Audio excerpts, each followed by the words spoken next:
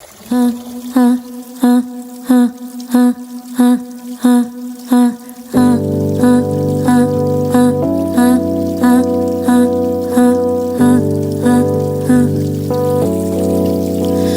lover boy, to you I belong. And maybe one day you'll wake and you'll find me gone. But lover boy, if you call me home, I'll come driving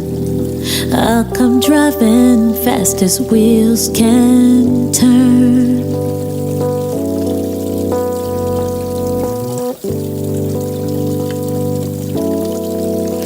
Oh, lover boy, I know you too well, and all of my lonely secrets to you I tell. The highest of highs. All right, what's up, everyone? Welcome to another edition of Breakpoint Now. This is episode 15. That's 15. Really happy about making it to 15 episodes. Here's to another 15 more. We'll probably have a season 2. We'll do something a little different, tell you a little bit about that. But hello, everyone. Thank you for joining us again at Breakpoint Now. For those of you who haven't heard of Breakpoint Booking, we are a boutique booking agency based in the Midwest and on the West Coast. We represent a variety of breaking artists as well as some globally recognized talent. Breakpoint Now has been our outlet for escape during COVID. It's a live stream we do via StreamYard to stay connected and to chat with some of the talented performers we are working with. We welcome you, and we are glad you are here. Today, we have the very talented Cy Smith, who I'm extremely excited to speak with. I think she's legendary, and just really, really appreciative of her taking the time out to come on and chat with us. Before I bring her on, I just want to give a quick shout out to our official sponsors, Artist Rewards, who are helping independent and unsigned artists get the resources that they need, get the plugs, and Hunger Aid, who is our brand new sponsor. So if you don't know who those companies are, take some time to go check them out and, reach out, let them know that you heard about them on Breakpoint Now. All right, without further ado, I know Cy is standing by. I'm going to go ahead and bring her in. Let me just make sure I know what I'm doing here. We were supposed to have Yolanda do the interview here, but she's having some technical difficulties, so I just joined in here. Cy, you there? Hey. There you are. Awesome. Thank you. Yeah. Hold on.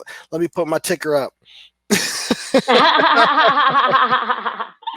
Oh, and I still got Yolanda's name in there. You still got her name up. That's okay. She's with us in virtual spirit. She sure is. So yeah. Again, I just wanted to say thank you for taking the time to come on. We really appreciate it. You are uber talented. Wow. The biggest thing that I like about, well, there's a lot of things I like, but obviously I've seen you perform live. I like the way that you move the crowd. You can't, you have one of those shows where you think, okay, I'm about to go sit down and chill out and watch, this performer. Next thing you know, you up dancing at a seated theater, So I'm like, I'm in a seated theater. I need to move these chairs at this point now. Like and that's what I like about it. You know what I'm saying? So thank you. Welcome. How has the pandemic treated you? I guess that's always the first question on these shows. Well, now. Listen, I'm sitting here speaking with you, so the pandemic has been okay to me because I'm alive. First things first. I'm still breathing, so I'm okay. Of course, there have been some upheavals in 2020 in my life, just like anyone else's. I got you. Yep. So I've just tried to adjust accordingly and not lose my spirit in all of this, because that's the first way that you end up sort of succumbing to an event like this is sort of losing your spirit, So I've just been trying to find ways to stay inspired, to stay creative, and to really dig within and take care of myself, because we can't really take care of our communities if we're not well, Exactly. So, in that regard, I've been all right. Like I've been, doing some live stream shows and doing all kinds of stuff. I'm sure you're going to ask me specifically, so I won't I won't say too much. But to answer your question, I'm all right, brother. How are you? I'm doing well. I could echo the same sentiments. I'm healthy. My family's healthy, and I think that's the most important thing. Obviously, I've lost some friends. Heck, we lost an artist. Fred the Godson. It has not been easy, but all we can do is stay positive. And I think that you hit on a really strong point. Is it's about mental toughness and spirit, and having that right frame of mind, because it's so easy to slip off and be depressed and and go down the wrong road. But I think you got to figure out a way to keep that positivity, that light shining, because if not, you're gonna fall into the darkness. And we got to pick each other up too. Absolutely. And not to get political, this past weekend was pretty good. It helped out. Yeah, because our anxiety collectively was through the roof. Just a bit. Just a bit. So this weekend has definitely given us some respite from that, because that was crazy. So you said you have been finding ways to obviously, all the things we just talked about. I follow your Instagram. I see you with these beautiful shots of you and these dogs. These dogs are so beautiful. I gotta ask you. Oh, okay, one dog. I'm sorry. Well, tell me about this dog. Tell me about your. I'm sorry, I don't know more, but tell me. That's okay. That's okay. I have a red standard poodle. His name is Gingy. Gingy, like the song, like the jazz song, the Brazilian jazz song. Wow. Okay. Oh, Gingy. So he's 7 years old, and he is, that's our baby boy, So he's featured in a lot of my pictures and stuff, because I've been able to hang out with him so much, since I haven't been on tour this year, since March, and he's my partner. He's my shadow. He comes everywhere with me, which isn't anywhere, because I'm in the house most of the time. Well, then you gotta be happy to have you around. I know all of our pets are happy. Like, why are they home so much? I hope he is. He seems to be. Yeah. All right. Well, that's good stuff. So let me get into some music questions. I know one of the things I wanted to ask you, because I, long time ago used to be a hip hop artist myself. What's it like in the studio for you? Like what is it like? Do you have any producers that you'd like to shout out or that you work with? Or I'm just curious about how that process is and what's it like in the studio for you? Well, first of all, my last album, I produced it. So, so that was an interesting journey for me, because I was doing the job of what other people had been doing on my behalf, for my previous albums. But I was a little more hands-on, in that it wasn't like I just did tracks and then sang to them. I would write a song at the piano or Fender Rhodes or whatever, and play it and demo it, and then I would bring in cats to play it or replay it, or to fill in the parts that I don't necessarily do. Like, I don't do drums, So my boy Ty Macklin, I would sort of send him a text like, okay, this is what I'm going for, and this is the BPMs, and this is can you do that, and bring me back to the motherland at the second B section, that kind of thing. Or I bring in guitarist Jairus Mosey, and kind of, he'd be sitting right there with me and could hear where I'm going with everything, and we could kind of talk it out, and then I just let them do their thing.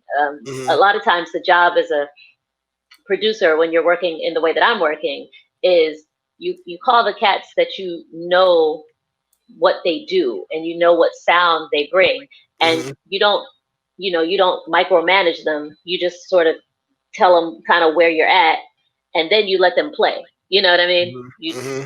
You call the cast that you trust will do what you need, and then you just let them do it. And that's kind of where the magic happens. So that's what it's like in the studio with me. It's pretty much like, you're coming into this world that I'm building, and you're laying bricks with me. Got it. Like that. Yeah, Okay. yeah. Now I noticed on stage, you kind of have some breakdowns or like jam sessions. Kind of, I don't know how to describe that. Are those like premeditated, or are they like how does that work? Because I could see in the studio how y'all could jam out, and then kind of once you've done that before, maybe you know how to go back to that. But is it right? Talk to me about that, because I just find that fascinating on stage, and that's the part where everybody's just like, Right. That's a good question, and I think it also harkens back to what I was just saying about in the studio with me. Mm-hmm.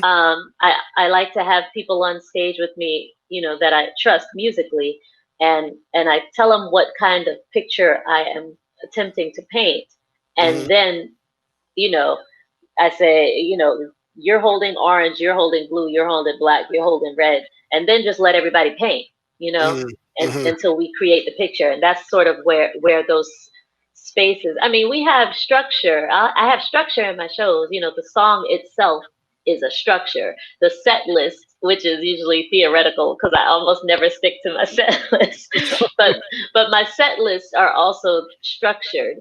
Mm-hmm. Because there is an arc that I am telling, with my entire set. But within those spaces, within the song, there might be room for what you just described, sort of Mm-hmm. a free telling, of that song, or Mm-hmm. a moment that won't happen anywhere else, because the people on stage with me and the people in that room and the energy are all unique. They'll never happen. We'll never all be in the same room again. Mm-hmm. That combination of people, that combination of energy. So I like to have space in my shows to reflect that energy. I like that. I like that a So lot. yeah, thank Ooh, you. that's deep too. That's kind of, and it got deep on me. So I'm going a little off script here. I Okay. want to ask you, just because of what happened this weekend. We have Kamala Harris, who is an elected vice president, a black woman. How does that make you feel? It thrills me to no end. I'm so proud and so encouraged and inspired. Not only that she is a black woman and and of Indian descent, um, and that she's a woman, but just the fact that we finally have a non-white man. Like, Mm-hmm. I think the framing should always be, this is the first non-white male. Not Yeah, just the first, black woman or the first, a woman. woman. Yeah. This Mm-hmm. is the first time we've had a non-white male in our plus 200-year history. Mm-hmm. So yes, there is glass on the floor from that ceiling being broken, and I'm happy about that. I'm proud that she is, the one who broke it. It's almost always a black person who breaks those glass ceilings. Yeah. But once we do it, everybody else can play a part. Yeah. Yeah. So Absolutely. so I think there is I think we often carry the weight of being the first in our country to do stuff, Mm-hmm. but that is not a weight that we are unprepared to carry. She's also a Howard University grad, and I am too. So HU. There you go. There you go. I love it. I love it. That's good stuff.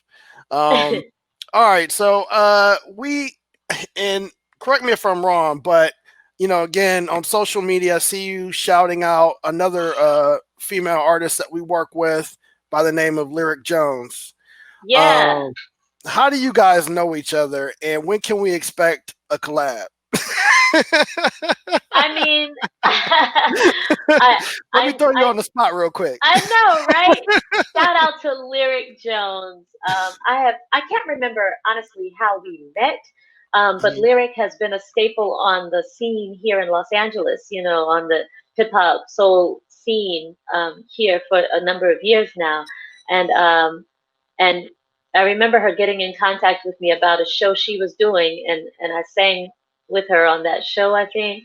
And I think I did something on a previous album or something that she was working on, one of her previous projects. But this last album that she just released, Closer Than They Appear, was executive produced by my brother Fonte, my musical brother Fonte. And so Fonte had me do this interlude on this project. So, so there is a bit of a collaboration already out there. Got it. Okay. But, I would expect that she and I would do more because I love her. That's my girl. I'm so proud of her. And I love this new project. If y'all don't have Closer Than They Appear, go get it. It's a wonderful and compact 22-minute project. So, no skippers, no fillers. It's all good stuff.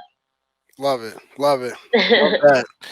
So, what would you tell an aspiring artist that wanted to be in your shoes? What are some trial and errors that have helped you become who you are now?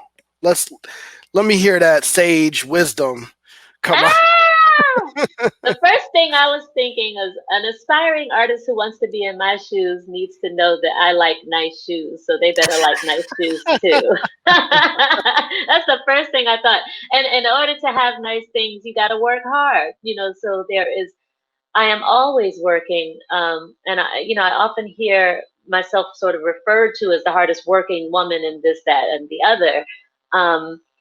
And that's not by accident. I work hard because I enjoy the benefits of what good work brings me and brings to my life and my family's life. And I also love what I do. Like, I love it. I love making music. I love writing songs. I love recording. I love performing.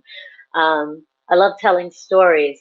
I love challenging myself, to take on things that aren't necessarily familiar or comfortable. And I love being in places where I'm amplified in a way that girls like me aren't often amplified. So all of that takes constant work and constant practice, always shedding. And that doesn't necessarily mean just singing all the time. I'm not the girl that ever walked around with a brush and sang in the mirror, and that wasn't me. But I'm always reading or always listening to different music and always sort of watching performances of all disciplines, in all media, like film and TV and stage work and theater and just the play of words in what we do makes a huge difference. Like, you can't be a great writer if you don't read, so just that kind of thing, I think helps a lot. But you gotta love it. If you don't love it and you notice that you don't love it, do something else. Because the moment it stops being fun for you, the moment it stops being a blessing to you and the people who do it with you, So you gotta love the work, but then you gotta do the work. You can't just love the applause because there's so much more to it. One of the things that I wanted to talk to you about was just to piggyback off of what you were just saying. You had some advice for folks who may be, starting out, trying to find their way. My question to you, was there ever a time when you were like, you wanted to be something else? Was there an accountant, Cy Smith, or? There was never an accountant, Cy Smith. However, I did try to. I'm trying to post. Oh, there we go. I'm trying to share this. Please do, yeah. Watch us live. There was never an accountant, Cy Smith, but I did major in psychology at Howard University, and that was because, honestly, I had a love for that discipline. My mother was a clinical social worker, and she practiced psychotherapy privately. You know, she had a private practice doing that, and my father's master's is in sociology, and so that niche of you know, human study was definitely something that was in my veins. You know, and so I thought that I was definitely going to be on the road. I was on track to do that. You know, like I, you know, studied for my GREs and took those, and was getting ready to, you know, apply for grad schools, and was getting, you know, recruited by a couple of grad school programs for the abnormal psychology program I wanted to study. And then, you know, junior year came, and I went to visit a couple of campuses, and I was like, I don't think I want to commit another 5 years to school right now. Like, not saying I don't ever want to, but not right now. I know that there's something else in me that I want to try first, and that was music. So, you know, I broke the news to my mom. You know, I don't think I'm going to go to grad school right away, you know, and my mom was okay with that. She understood. My father, I told him, he kind of gave me a little side eye. You know, in my family, academia is a big deal, you know, so, you know, so I get it, you know, it was odd to not, you know, for any of us to not go to, you know, grad school. I mean, especially grad school, college. I think all of my first cousins almost went to college, but like, to not go to grad school was, you know, an odd choice. So, you know, but I made that choice, and I was fine with it. And I worked a little while on Capitol Hill in DC for a lobbyist, and then I got a part in a play that took me to Los Angeles, and that's how I ended up in LA. You know, Really? God, yeah. I didn't know about the whole political, like, or lobbyist thing. Can you tell me a little bit more about that? I'm kind of curious. Like, what was that? It was really just a job I stumbled upon in signing up with a temp agency, and the job was assisting the lobbyist for Santa Clara County, California. So, you know, it was just she and I in our office suite. We shared an office suite with a couple of other jurisdictions. Like, I think Seattle was in our office suite, Chicago, maybe, or no, the Riverside County, California, San Diego County, you know, those places. So we had a little office suite in the National Association of Counties building. And yeah, you know, that's when I learned that rich jurisdictions have their own lobbyists in DC. That, you know, other than big cities, yeah, just areas that have a lot of money, send a lobbyist to DC to help do the things that they want to get done. And that's, you know, money is really what makes the world go round, child. I learned that. And that's definitely one of the lessons I learned in that office. But it was sweet because my boss was a really nice lady, and when I decided to move to LA, she was very excited for me. She, you know, she flew out to LA to see my play, as a matter of fact. And yeah, and she had a son in Los Angeles, and she made sure I visited him and had dinner with them. So it was actually a sweet situation. But yeah, my ambition was not to work in politics at all. That's so cool. Interesting. That's crazy. Things you find out on interviews. So how do the parents feel now about the? I mean, there has to be a little bit of relief. You're doing well. Yeah, I think my parents are pretty proud of me now. My mom and dad are both very supportive, and my whole family is pretty supportive. When I moved out to LA, everybody was shocked, you know, in the family, because first of all, we don't have any family here, you know, so I didn't have a support system out here. My closest relatives were in Sacramento, and I made that drive, you know, probably once or twice a month. You know, I was up in Sacramento doing stuff with my cousin, but you know, but it was very clear soon after I got here that I would be okay. You know, like I started working immediately. Not just, I mean, I did stuff I had to do, you know, like I worked in the temp agency again, you know, and did whatever I needed to do to pay my bills. But I also got a gig touring with Kenny Lattimore. That was like my first professional tour. And then it wasn't very long after that, I think it was probably my second year in LA that I booked the Whitney Houston gig. And, and my parents knew then, that I was going to be all right.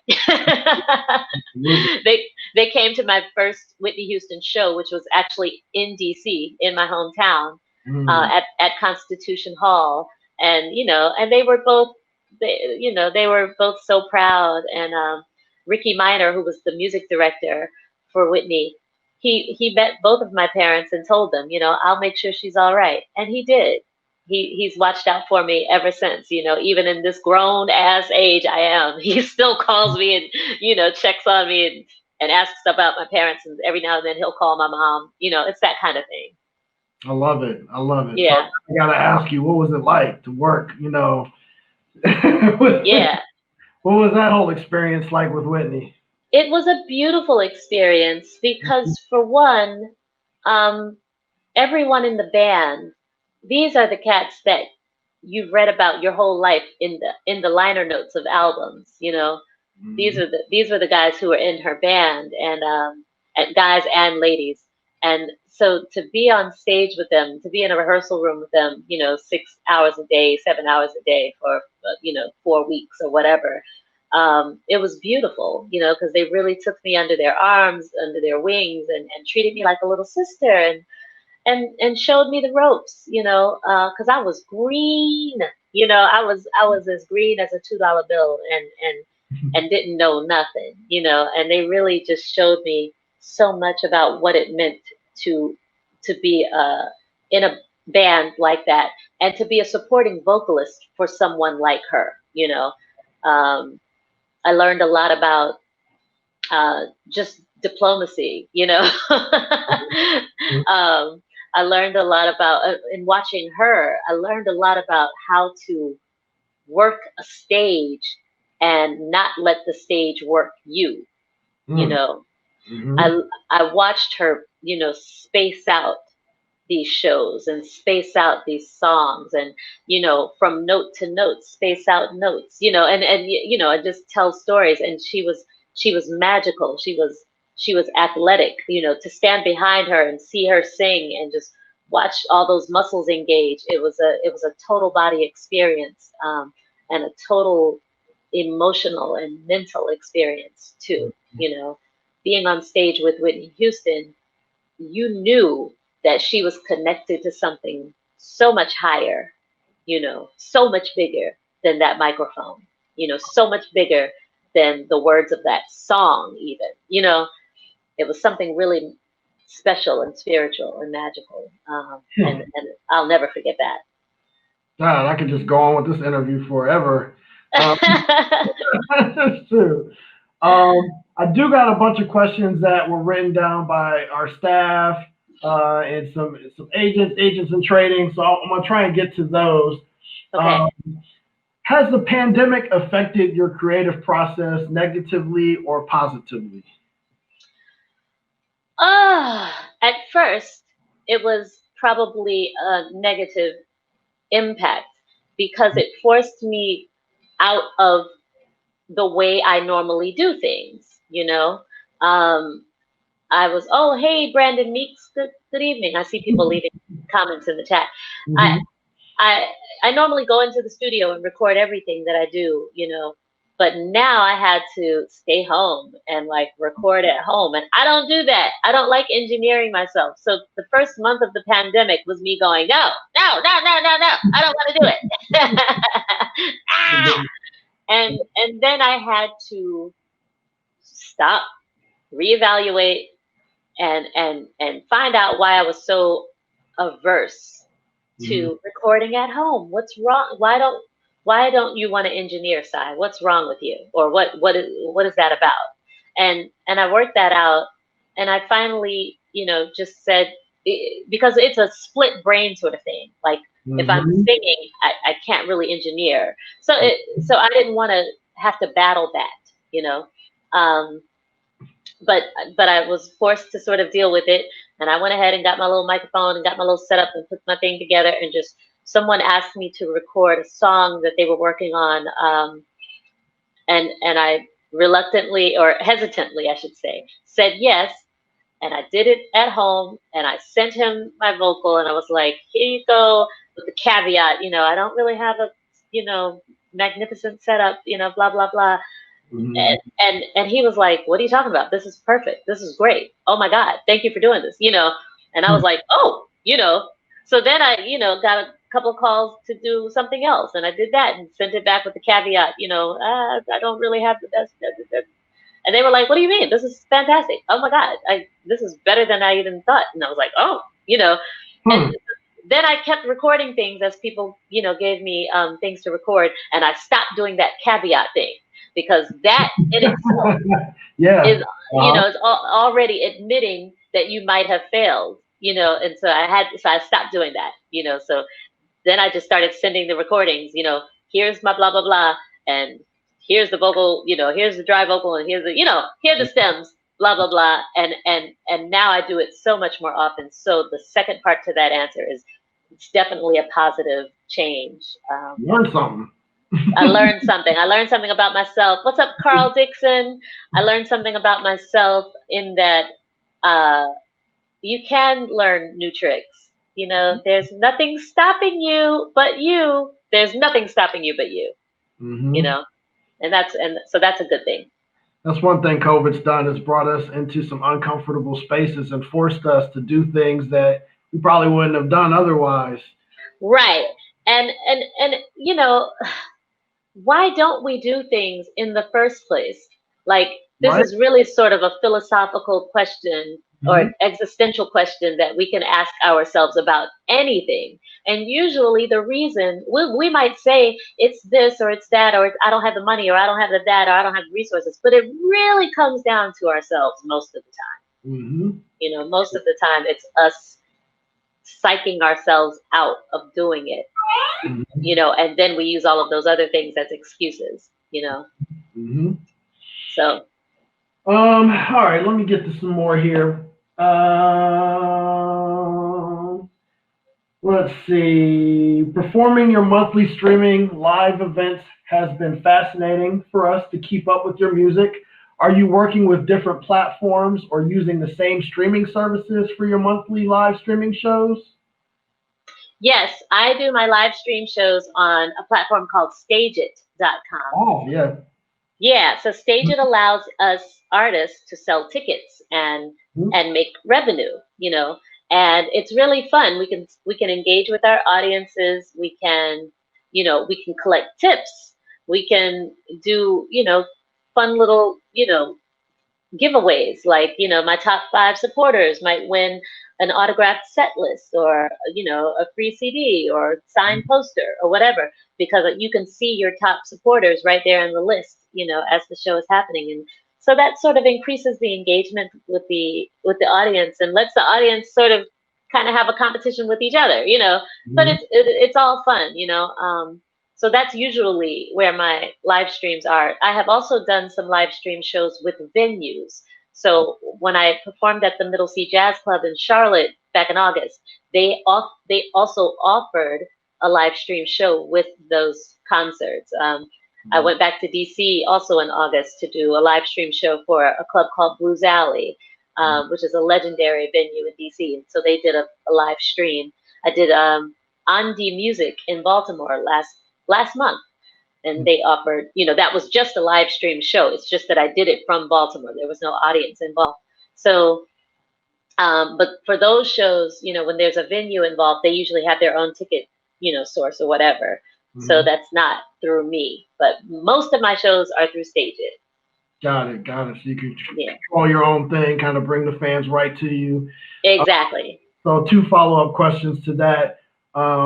One, what's it like performing on stage with nobody out there? Do you feel like you rehearsed it? What is that like? And then 2, what's coming up for you in terms of live stream? What's next on the docket? Man, performing without an audience is so weird. It's so strange, because we get our nutrition from that immediate and instant gratification. That is how we are fed, as performers.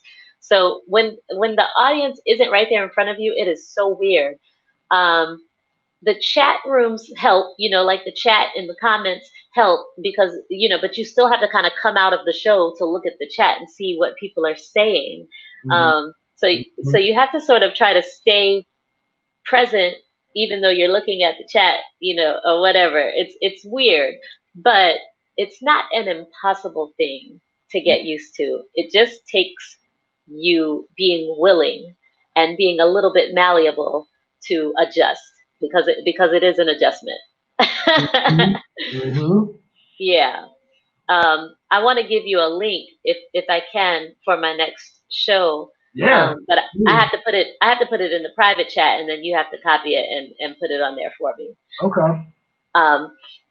Because I don't have a login for StreamYard. But yeah, my next monthly show is going to be November 21st on Stage It, and it's called Exhale. Okay. And the idea is, I feel like we all need a moment to collectively just go, it's been a really stressful year. It's been a really stressful time. It's been chaotic in so many ways. A lot of us don't, for the first couple of months, didn't know where our next checks were coming from. We didn't know how bills were going to be paid. We had people in hospitals that we couldn't go see. We had deaths in our families, that we couldn't attend funerals for. And things were just crazy. We had an election where, this guy won't even concede, So I feel like we need a time to just exhale. And so my show is going to be all about singing songs that just make us all feel good, originals and covers, but just a time for us to, don't worry about a thing, because every little thing's gonna be all right. Just sing songs that make us all kind of feel good, because I think we need that, and I would like to do it not by myself, but with everybody, who follows me and digs what I do. Thank you, Yolanda, for getting your ticket. I really appreciate that. And I wish you could have interviewed me too, girl. I'm so sorry that the technology wasn't. This has been a technical day. Oh, well. Yeah, I'm sorry the technology wouldn't let you be great today, but Yolanda, we will come back together and do this again. I promise you, okay? We can do that, sis. I love it. That would be great. Well, normally I'd ask you to sing something, but y'all gonna have to go get a ticket. Thank you for that. Thank you. Let's just do it that way. I'm gonna end this because we've been back and forth, and I've held you hostage for long enough, but we got to have you back on, in the future, especially once we get some more shows on the books. Let's talk about those. And all I can say is just thank you for taking the time. I really appreciate it. Thank you for your patience through the technical stuff. And no. Thank you. Thank you. The pleasure was all mine. I got to give you another video link because you asked about some of the stuff I had done during the pandemic, and I failed to mention that I did a whole song and released a single with my good friend Rachel Eckroth called Perfect Love. And not only did we record the song during the pandemic, we also shot a video, and we shot that right here in my home. And my husband, did all the director of photography stuff. And then a guy in Bogota, Colombia, did all the special effects. And, so you can create art during the pandemic. You just got to be flexible about how to do it. I had to watch a couple of hours of some makeup tutorials to figure out how to do my own makeup, but it can be done. So I'm passing on the link to that video. It's called Perfect Love. Okay. I think I posted it correctly in the chat there. All right. Thank you. So everybody, please go take a look. Looks like I have a little bit of error in the Facebook. Let me post it one more time. And there we go. Y'all go check that out. I'm going to leave this ticker up. But again, Si, I just want to thank you for the time. Go on cyberspace, IG, cyberspace, Twitter, Cy Smith 69, YouTube, CySmith.com. all the Cy Smiths. Go check her out. Go listen. Go get to know her, and go get a ticket to the next show. That's right. When is the show again? November 21st. That's a Saturday. So 5 o'clock p.m.